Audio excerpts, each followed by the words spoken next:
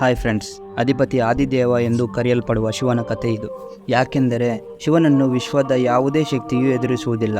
ಇದು ಹೇಗೆ ಎಂದು ನೀವು ಎಂದಾದರೂ ಯೋಚಿಸಿದ್ದೀರಾ? ಹಾಗೆಯೇ ಶಿವನ ತಾಯಿ ಯಾರು, ತಂದೆಯ ಹೆಸರೇನು, ಯಾರಿಂದ ತರಬೇತಿ ಪಡೆದ ಮತ್ತು ಶಿವನು ಗುರುವಾಗಿ ಯಾರಿಗೆ ತರಬೇತಿಯನ್ನು ನೀಡಿದ? ಇಂತಹ ಹಲವಾರು ಪ್ರಶ್ನೆಗಳ ಬಗ್ಗೆ ಈ ವಿಡಿಯೋದಲ್ಲಿ ಮಾತನಾಡೋಣ. ಈ ವಿಡಿಯೋವನ್ನು ಸ್ಕಿಪ್ ಮಾಡದೆ ಸಂಪೂರ್ಣವಾಗಿ ನೋಡಿ.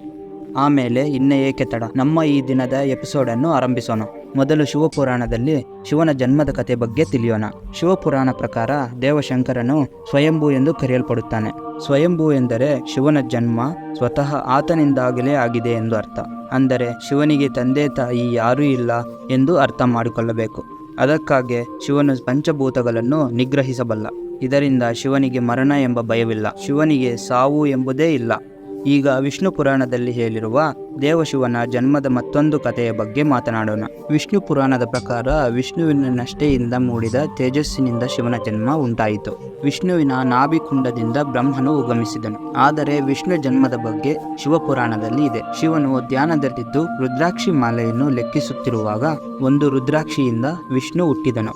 ಇಲ್ಲಿ ನೀವು ಒಂದು ಗಮನಿಸಿದರೆ ವಿಷ್ಣು ಪುರಾಣ ಮತ್ತು ಶಿವಪುರಾಣ ಎರಡೂ ಪರಸ್ಪರ ವಿರುದ್ಧವಾಗಿವೆ. ಇವೇ ಅಲ್ಲದಿರ ಶಿವನ ಜನ್ಮದ ಬಗ್ಗೆ ಇನ್ನೊಂದು ಪುರಾತನ ಕಥೆಯೂ ಇದೆ.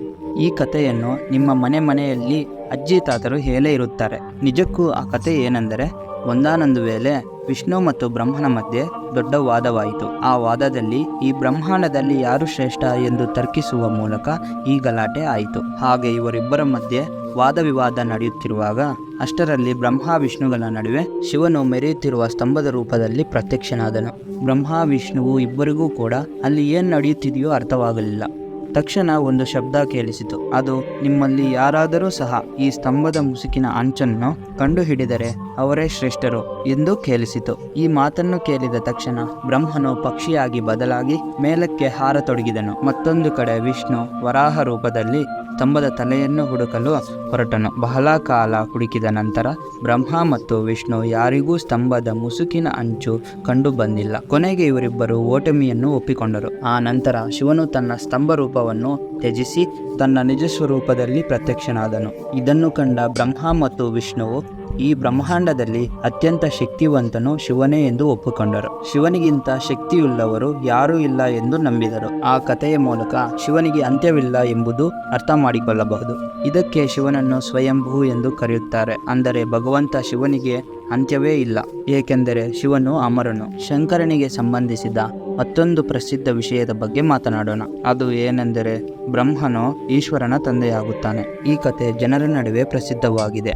ಒಂದು ವೇಳೆ ಈ ಕಥೆಯು ನಿಜವಾದರೆ ಯಾವ ವಿಧವಾಗಿ ಶಿವನು ಬ್ರಹ್ಮನ ಪುತ್ರವಾಗುತ್ತಾನೆ? ಈ ಪ್ರಶ್ನೆಗೆ ಸಂಬಂಧಿಸಿದ ವಿಷಯದ ಬಗ್ಗೆ ವಿಷ್ಣು ಪುರಾಣದಲ್ಲಿ ಒಂದು ಕಥೆ ಇದೆ. ವಿಷ್ಣು ಪುರಾಣದ ಪ್ರಕಾರ ಭೂಮಿ, ಆಕಾಶ ಹಾಗೂ ಇಡೀ ಬ್ರಹ್ಮಾಂಡವೆಲ್ಲ ನೀರಿನಿಂದ ತುಂಬಿದೆ. ಆ ಸಮಯದಲ್ಲಿ ವಿಷ್ಣು ಬಿಟ್ಟು ಯಾರೂ ಇರಲಿಲ್ಲ.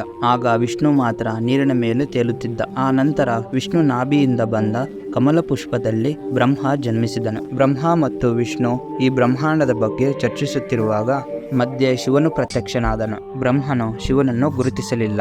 ಅದರಿಂದ ಶಿವನು ಅಲ್ಲಿಂದ ಅವ್ಯಕ್ತನಾದ. ಇದನ್ನು ಗಮನಿಸಿದ ವಿಷ್ಣು ಬ್ರಹ್ಮನಿಗೆ ದಿವ್ಯ ದೃಷ್ಟಿಯನ್ನು ನೀಡಿದನು ಮತ್ತು ಶಿವನನ್ನು ಗುರುತಿಸಲು ನೆರವಾದನು. ನಂತರ ಬ್ರಹ್ಮನು ತನ್ನ ತಪ್ಪನ್ನು ಅರಿತು ಶಿವನಿಗೆ ತನ್ನ ಕ್ಷಮೆಯನ್ನು ಬೇಡಿ ತನ್ನ ಪುತ್ರನಾಗಿ ಜನ್ಮಿಸಿ ಎಂದು ವಿನಂತಿಸಿದನು. ಆಗ ಶಿವನು ಬ್ರಹ್ಮದೇವನ ಪ್ರಾರ್ಥನೆಯನ್ನು ಅಂಗೀಕರಿಸಿ ಆಶೀರ್ವಾದ ನೀಡಿದನು. ನಂತರ ಬ್ರಹ್ಮದೇವನು ಈ ಸೃಷ್ಟಿಯನ್ನು ರಚಿಸುವ ಸಮಯದಲ್ಲಿ ತನಗೆ ಒಂದು ಮಗುವಿನ ಅಗತ್ಯವಾಯಿತು. ಆಗ ಶಿವನ ಆಶೀರ್ವಾದವನ್ನು ಬ್ರಹ್ಮನು ನೆನಪಿಸಿಕೊಂಡನು. ತಕ್ಷಣ ಶಿವನಿಗಾಗಿ ತಪಸ್ಸನ್ನು ಮಾಡಲು ಆರಂಭಿಸಿದನು. ಕೆಲವು ಕಾಲದ ನಂತರ ಶಿವನು ಬಾಲಕನ ರೂಪದಲ್ಲಿ ಬ್ರಹ್ಮನ ಮುಂದೆ ಪ್ರತ್ಯಕ್ಷನಾದನು. ಆ ಬಾಲಕನು ಬ್ರಹ್ಮನ ಮುಂದೆ ನಿಂತು ಅತ್ತಿದನು. ಆಗ ಬ್ರಹ್ಮನು ಆ ಬಾಲಕನಿಗೆ, ನೀನು ಏಕೆ ಅತ್ತಿರುವೆ ಎಂದು ಕೇಳಿದನು. ಆಗ ಬಾಲಕನು, ನನಗೆ ಯಾವ ಹೆಸರೂ ಇಲ್ಲ ಎಂದು ಉತ್ತರಿಸಿದನು. ಆಗ ಬ್ರಹ್ಮದೇವನು ಆ ಬಾಲಕನಿಗೆ ರುದ್ರ ಎಂದು ಹೆಸರು ಇಟ್ಟನು. ಆ ಹೆಸರಿಗೆ ಅರ್ಥ ಅತ್ತುವನು ಎಂದು. ಆ ಹೆಸರಿಟ್ಟಿದ್ದರೂ ಆ ಬಾಲಕನು ಅತ್ತಲೇ ಇದ್ದನು. ಇದರಿಂದ ಬ್ರಹ್ಮನು ಇನ್ನೊಂದು ಹೆಸರನ್ನು ಕೊಟ್ಟನು. ಆದರೆ ಆ ಹೆಸರನ್ನು ಕೂಡ ಬಾಲಕನು ಇಷ್ಟಪಡಲಿಲ್ಲ. ಹಾಗೆಯೇ ಬಾಲಕನು ಇನ್ನೂ ಅತ್ತಾಲೇ ಇದ್ದನು. ಆದ್ದರಿಂದ ಹೇಗಾದರೂ ಆ ಬಾಲಕನಿಗೆ ಶಾಂತಿ ತರಲು ಎಂದು ಬ್ರಹ್ಮನು ಶಿವನಿಗೆ 108 ಹೆಸರುಗಳನ್ನು ಕೊಟ್ಟನು. ರುದ್ರ, ಸರ್ವ, ಭಾವ್, ಉಗ್ರ ಭೀಮ್, ಈಶ ಮತ್ತು ಮಹದೇವ್ ಎಂದು 108 ಹೆಸರುಗಳನ್ನು ಇಟ್ಟನು. ಶಿವಪುರಾಣದ ಪ್ರಕಾರ ಈ ಎಲ್ಲ ಹೆಸರನ್ನು ಭೂಮಿಯಲ್ಲಿ ಬರೆಯಲಾಯಿತು. ಇದರ ನಂತರ ಶ್ರೀಮದ್ ದೇವಿ ಮಹಾಪುರಾಣದ ಬಗ್ಗೆ ಮಾತನಾಡಬೇಕು. ಈ ಪುರಾಣಗಳಲ್ಲಿ ಮಹಾದೇವನ ತಾಯಿ ತಂದೆಗಳ ಬಗ್ಗೆ ಹೇಳಲಾಗಿದೆ. ಶ್ರೀಮದ್ ದೇವಿ ಮಹಾಪುರಾಣದ ಪ್ರಕಾರ ಒಮ್ಮೆ ನಾರದನು ತನ್ನ ತಂದೆ ಬ್ರಹ್ಮನನ್ನು ಸೃಷ್ಟಿಯ ನಿರ್ಮಾಣವನ್ನು ಯಾರಿಂದ ಮಾಡಲಾಗಿದೆ ಎಂದು ಕೇಳಿದನು. ಹಾಗೆಯೇ ನಿಮ್ಮ ತ್ರಿಮೂರ್ತಿಗಳ ತಾಯಿ ತಂದೆಗಳು ಯಾರು ಎಂದು ಕೇಳಿದನು. ಆಗ ಬ್ರಹ್ಮದೇವನು ಈ ವಿಷಯದ ಬಗ್ಗೆ ನಾರದನಿಗೆ ಹೇಳಿದನು. ಬ್ರಹ್ಮದೇವನು ಹೇಳಿದ್ದೊಂದು ಆಶ್ಚರ್ಯದ ವಿಷಯ. ಅದು ಏನೆಂದರೆ ದುರ್ಗಾದೇವಿಯಿಂದಲೇ ಬ್ರಹ್ಮ ವಿಷ್ಣು ಮಹೇಶ್ವರರು ಜನಿಸಿದರು ಎಂದು ಹೇಳಿದನು. ಆ ದುರ್ಗಾದೇವಿಯೇ ನಮ್ಮ ಮೂವರಿಗೆ ತಾಯಿ ಎಂದು ಬ್ರಹ್ಮನು ಹೇಳಿದನು ಮತ್ತು ಕಾಲ ಸದಾಶಿವನು ನಮ್ಮ ತ್ರಿಮೂರ್ತಿಗಳ ತಂದೆ ಎಂದು ಹೇಳಿದನು. ಈ ಕಥೆಯೊಂದಿಗೆ ದೇವಿ ಮಹಾಪುರಾಣದಲ್ಲಿ ಬ್ರಹ್ಮ ಮತ್ತು ವಿಷ್ಣುಗಳ ಮಧ್ಯೆ ನಡೆದ ಮತ್ತೊಂದು ಕಥೆಯೂ ಇದೆ. ದೇವಿ ಮಹಾಪುರಾಣದ ಪ್ರಕಾರ ಒಮ್ಮೆ ಬ್ರಹ್ಮ ಮತ್ತು ವಿಷ್ಣುವಿಗೆ ವಾದವಾಯಿತು. ವಾದದಲ್ಲಿ ಭಾಗವಾಗಿ ಬ್ರಹ್ಮನು ಈ ಸೃಷ್ಟಿಯನ್ನು ನಾನೇ ತಯಾರಿಸಿದನು ಎಂದು ಹೇಳಿದನು. ಅದಕ್ಕೆ ಪ್ರತಿಯಾಗಿ ವಿಷ್ಣು, ನಾನು ನಿನ್ನ ತಂದೆ, ಏಕೆಂದರೆ ನೀನು ನನ್ನ ನಾಭಿಯಿಂದ ಮೂಡಿದ್ದೀಯಾ ಎಂದು ಹೇಳಿದನು. ಈ ರೀತಿ ಅವರ ವಾದ ಹೆಚ್ಚಾಯಿತು. ಈ ವಿಷಯವನ್ನು ಗಮನಿಸಿದ ಸದಾಶಿವನು ಅಲ್ಲಿಗೆ ಬಂದು, ಪುತ್ರರೇ, ನಾನು ನಿಮಗೆ ಬ್ರಹ್ಮಾಂಡವನ್ನು ರಚಿಸುವ ಮತ್ತು ಪಾಲಿಸುವ ಕೆಲಸವನ್ನು ನೀಡಿದ್ದೇನೆ ಎಂದು ಹೇಳಿದರು. ಅದೇ ರೀತಿಯಲ್ಲಿಯೇ ಶಂಕರನಿಗೆ ಸಂಹಾರ ಮತ್ತು ಪುನಃಸ್ಥಾಪನೆಯ ಕೆಲಸವನ್ನು ಹಂಚಿದ್ದೇನೆ ಎಂದು ಹೇಳಿದರು. ಸದಾಶಿವನು ಹೀಗೆ ಮಾತನಾಡುತ್ತಾ, ನನಗೆ 5 ಮುಖಗಳಿವೆ. 1 ಅಕಾತ್, 2 ಉಕಾತ್, 3 ಮುಖಾತ್, 4 ಬಿಂದು ಮತ್ತು 5ನೇ ಮುಖದಿಂದ ನಾದ ಅಂದರೆ ಶಬ್ದ ಉದ್ಭವಿಸುತ್ತದೆ. ಈ 5 ಮುಖಗಳನ್ನು ಸೇರಿಸಿ ನೋಡಿದಾಗ ಓಂಕಾರ ರಚಿಸಲಾಗುತ್ತದೆ. ಈ ಓಂಕಾರವನ್ನು ಎಲ್ಲರೂ ಶಿವನ ಮೂಲ ಮಂತ್ರವೆಂದು ಭಾವಿಸುತ್ತಾರೆ. ಸದಾಶಿವನು ಇಷ್ಟು ಹೇಳಿದ ನಂತರ ಬ್ರಹ್ಮ ಮತ್ತು ವಿಷ್ಣುವಿಗೆ ಶಿವನಿಗಿಂತ ಈ ಬ್ರಹ್ಮಾಂಡದಲ್ಲಿ ಯಾರು ಶಕ್ತಿಶಾಲಿಯಲ್ಲ ಎಂದು ಅರ್ಥವಾಯಿತು. ಅದರಿಂದ ಇಬ್ಬರೂ ಕೂಡ ಶಿವನಿಗೆ ನಮಸ್ಕರಿಸಿದರು. ಇಲ್ಲಿಯವರೆಗೂ ಶಿವನ ಬಗ್ಗೆ ಅನೇಕ ವಿಷಯಗಳನ್ನು ನಾವು ತಿಳಿದುಕೊಂಡಿದ್ದೇವೆ. ಆದರೆ ಶಿವನು ಯಾರ ಬಳಿ ತರಬೇತಿ ಪಡೆದನು? ಶಿವನ ಗುರು ಯಾರು?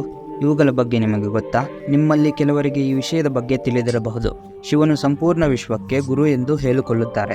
ಆದರೆ ಇಲ್ಲಿ ಪ್ರಶ್ನೆ ಏನೆಂದರೆ, ಶಿವನು ಯಾರಿಗೆ ಗುರುವಾಗಿ ಶಿಕ್ಷಣವನ್ನು ನೀಡಿದನು? ಹಿಂದೂ ಪುರಾಣಗಳ ಪ್ರಕಾರ ಈ ವಿಶ್ವಕ್ಕೆ ಬ್ರಹ್ಮ ಮತ್ತು ಶಂಕರ ಪ್ರಥಮ ಗುರುಗಳು. ಬ್ರಹ್ಮದೇವನು ತನ್ನ ಮಾನಸ ಪುತ್ರರಿಗೆ ತರಬೇತಿಯನ್ನು ನೀಡಿದನು. ಅದೇ ರೀತಿಯಲ್ಲೇ ಶಿವನು ತನ್ನ ಜ್ಞಾನವನ್ನು 7 ಶಿಷ್ಯರಿಗೆ ನೀಡಿದನು. ಅಂದರೆ ಶಿವನು 7 ಜನ ಶಿಷ್ಯರಿಗೆ ಗುರು ಆಗಿದ್ದನು. ಆ 7 ಜನ ಶಿಷ್ಯರನ್ನು ನಾವು ಇಂದು ಸಪ್ತ ಋಷಿಗಳು ಎಂದು ಕರೆಯುತ್ತೇವೆ. ಈ ವಿಡಿಯೋದಲ್ಲಿ ಶಿವನ ಜನ್ಮದ ಬಗ್ಗೆ ಅನೇಕ ವಿಷಯಗಳನ್ನು ನಾವು ಇಂದು ತಿಳಿದಿದ್ದೇವೆ.